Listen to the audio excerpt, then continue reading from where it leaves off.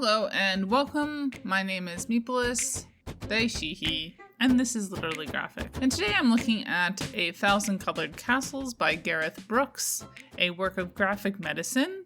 This edition was published by Pennsylvania State University Press in 2017. Unlike many of the other graphic medicine titles, this one is more of a novel, as in fiction versus nonfiction. Content notes for seeing things that others don't: spousal abuse, kidnapping, mugging, and guns. According to Brooks' website, quote, "I'm a graphic novelist, printmaker, textile artist, small press publisher, teacher, event organizer, and researcher. I graduated from the RCA in 2003. I am making experimental graphic novels and handmade comics utilizing unusual materials such as embroidery, pressed flowers, and fire. In 2012, I won the first graphic novel prize." End quote. What kinds of keywords came to mind reading this book?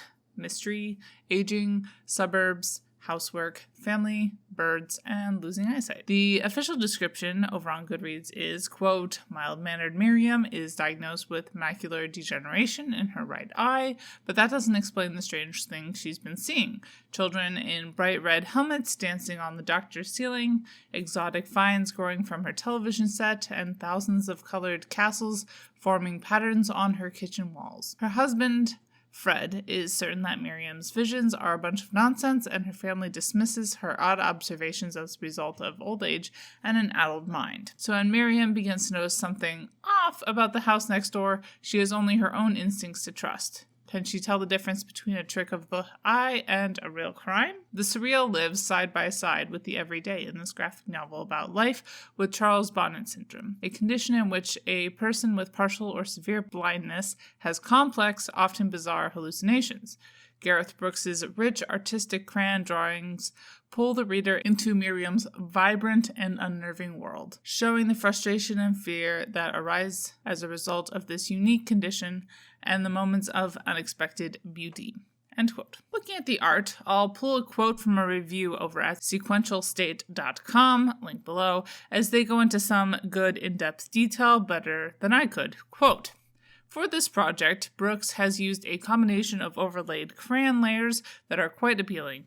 Each page is constructed using a base image, which is then covered with a thick layer of black wax. Brookes then scratches off that overlayer, leaving the panel borders and flecks of black wax ingrained in the base image. The technique lends a darkness to the image which echoes throughout the comic's plot. All of the bright colors are muted and darkened, becoming almost grainy with the application of that overlay." End quote. I also happened to come across videos from Brookes that show him creating the work, so I'll certainly also link to that as well. It's a strikingly unique style that shows one of those potentials of graphic novels, over text without extensive pictures, to communicate through stylistic choices. Writing-wise, my initial impression is pretty positive. There's a lot of interesting twists and turns. You feel pulled down by Myriam's asshole family as they pick away at our heroine. It was nice to see an older female character at the center of this story, especially the way she struggles against all the strange things happening around her. Myriam is not static. Her body is changing, and she is actively seeking ways to better understand herself and adapt. Jumping directly to the representation of the spectrum of ability and disability, as it is the representation most central to the story. As someone who had never heard of Charles Bonnet syndrome, I don't want to get too caught up in my own feelings about the representation. My web searching didn't turn up much commentary from people who either have more knowledge/experience with Charles Bonnet syndrome or analysis from a disabled perspective. The one exception was a short review from Disabled Embodiment by Derek Newman Still. I'll link to it, obviously.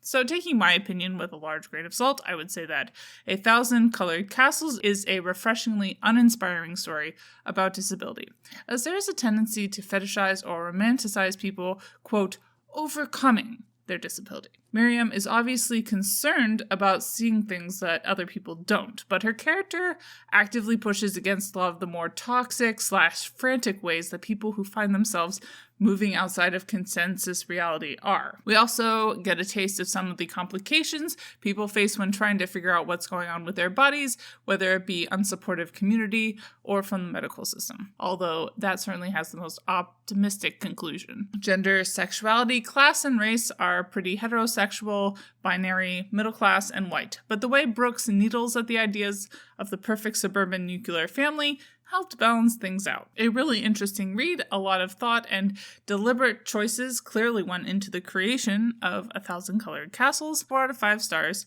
I think. Bye y'all, keep reading and organize to end capitalist oppression. And as always, Literally Graphic is created on land that should be given back to the traditional landholders, which in this case is, to my knowledge, the Mississaugas of the Credit First Nation, Anishinaabe people, the Haudenosaunee Confederacy, and the Huron-Wendat Nation.